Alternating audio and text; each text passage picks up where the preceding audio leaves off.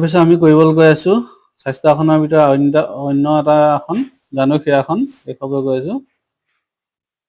এই আসনভাগ কৰিলে নাভি মণ্ডল আৰু যোনি মণ্ডল স্নায়ু পেশী সবল কৰাত হয়, মানে হজম শক্তি বৃদ্ধি হয়, মেৰুদণ্ড আপোনাৰ নমনীয় কৰে,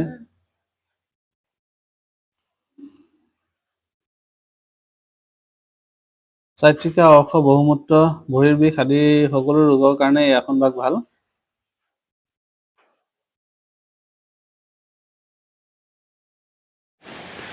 সকলো ভিউৱাৰ্ছে ৰিকুৱেষ্ট কৰিছে যে মোৰ পেজটো ফ'ল' কৰি যায়, ছাবস্ক্ৰাইব কৰি যায় আৰু মোক আগলৈ এনেকুৱা দৈনিক ভিডিঅ' আপোনালোকৰ ওচৰত আগবঢ়াবৰ কাৰণে এটা সুবিধা কৰি দিয়ে।